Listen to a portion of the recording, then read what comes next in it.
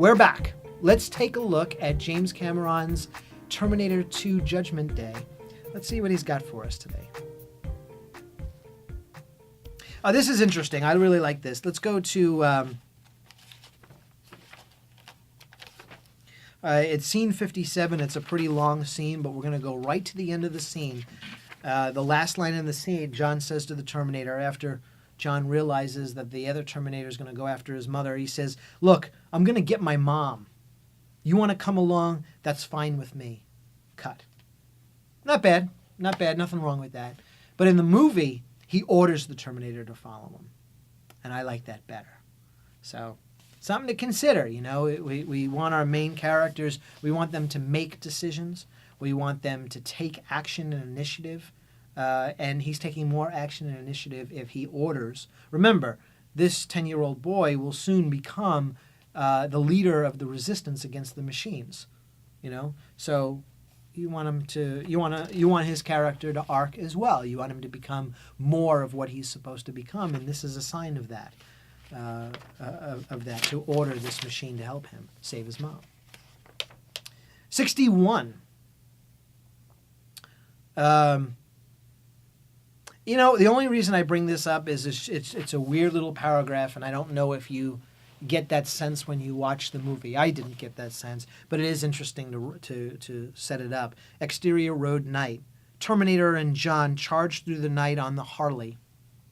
Streetlights flare past them like comets.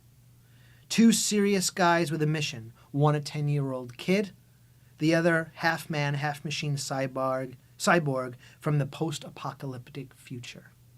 Kind of one of those establishing shots kind of thing, which is cool. It's really good on paper. I don't know if it was communicated in the movie very much like that, maybe sort of, but take a look at it on paper and see what you think. Moving on. 78. Go to scene 78. They are escaping from the mental hospital, and a patrol guy is coming down the basement parking lot, and Sarah orders him out of the car. And I really like this little part that James Cameron puts in. The patrol guy is thinking what he can try when, blam, she puts her round through the glass next to his head. Right now! The door opens and the guy gets out. I kind of like that.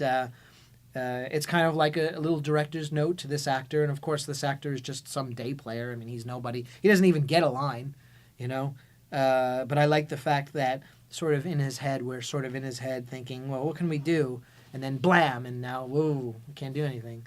And that's on paper. And yet it's communicated very well of what we see on film and gives the audience that sense of urgency and that sense of power, too, that Sarah now wields after all this time.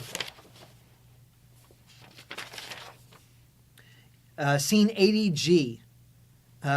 This is kind of interesting. This is not exactly what happened in the film, but take note of it and take note of how James Cameron may have first visualized the behavior of this new Terminator. John watches in awe as the crowbar hand stuck into the trunk right in front of him reverts to the neutral polyalloy, a kind of think mercury. A gray metal slides off the trunk of the car and falls onto the road to lie there in a quivering blob. In the movie, actually, John is the one who reaches out the back window, grabs it, and gingerly throws it away, very quickly throws it away. And then when the Terminator comes up to it, it kind of absorbs into him. I like it that way. I like it the way they did it on film. I don't like this way. This way is a little too easy. It's just too easy. So I like that fact. And it makes you wonder what happens if you are able to split up this Terminator into equal portions of mercury.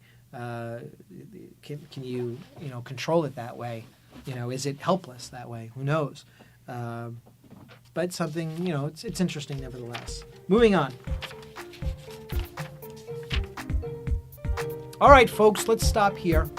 I hope that you join me next time when we continue to look at James Cameron's Terminator 2 Judgment Day.